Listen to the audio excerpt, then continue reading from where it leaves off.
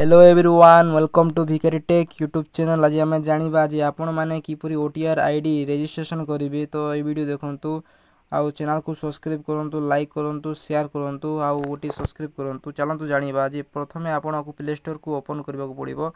Play store open करके आपण मैंने सर्च करेंगे ओटीआर। आपड़ ये कौन सर्च करेंगे ओटीआर।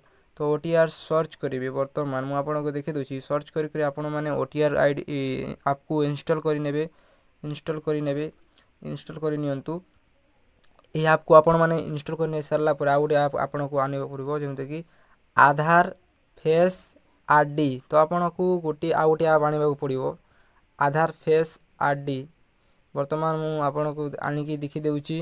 यहाँ को मध्य आपण मैंने इंस्टॉल करने आपन आधार फेस आरडी इंस्टॉल कर सारा पर आपण मैंने से आपको एनएसपी ऐप को आपण क्लिक करेंगे। रजिस्टर पर क्लिक करेंगे। रजिस्टर के दुईटा टिक चिन्ह मत देवे। आउ नेक्स्ट उपर क्लिक करेंगे। नेक्स्ट उपर क्लिक कर सारा पर आपण मैंने आपण आधार सहित लिंक थी से मोबाइल नंबर ये देवे।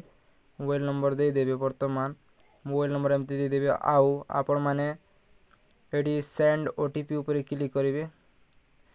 किसी समय पर आपण वेट करबा पड़िबो। ओटीपी आसीबो। से ओटीपी को आपण माने एठी एंटर करेंगे। ओटीपी इंटर करने बर्तमान अपेक्षा करवा टे समय लगे टे। तो ओटीपी आसला बर्तमान मुझे इंटर कर ओटीपी को। बर्तमान मुझे इंटर कर आपण मैंने कैप्चा को इंटर करने देखुबे जोटा अच्छी 9 capital P capital H capital F capital E capital W capital रे अच्छी सब। तो कैपिटल रे परिपूर्ण करदे कैप्चा को एंटर कैप्चा कोड आउ वेरीफाई क्लिक करेंगे। आउ आपण मैंने ये आपण को आधार देवे आई हैव आधार जोटा आधार दे देवे आधार नंबर दे देवे। बर्तमान मु दे देउची आधार नंबर। तो आपण देखुथिबे क्यों प्रकार बा कि भाव में आपण मैंने आधार कार्ड परिपूर्ण करेंगे। आधार नंबर दे देवे। आधार दे सारा पर नेक्स्ट क्लिक करेंगे। आई एग्री ऊपर क्लिक करेंगे।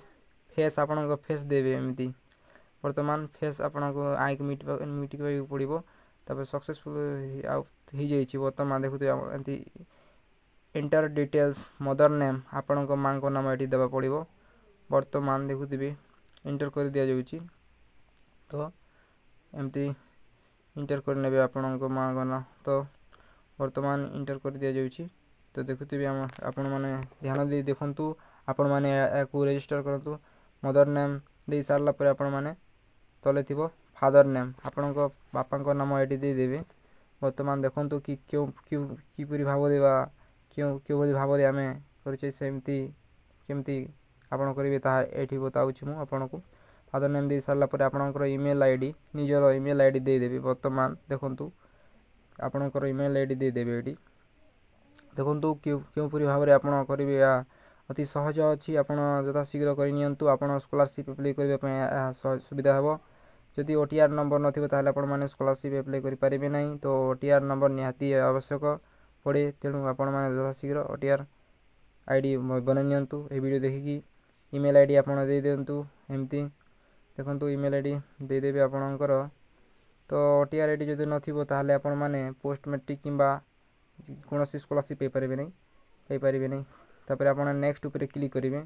बर्तमान मैं देखे दूसरी आपण मानक मेल आईडी दे सारे आई एग्री ऊपर क्लिक करेंगे।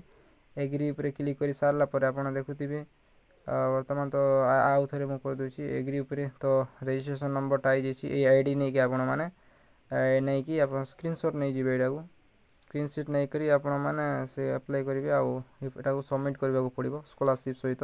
तो आज वीडियो जब वीडियो भल लगा तो चैनल सब्सक्राइब करते लाइक करते धन्यवाद।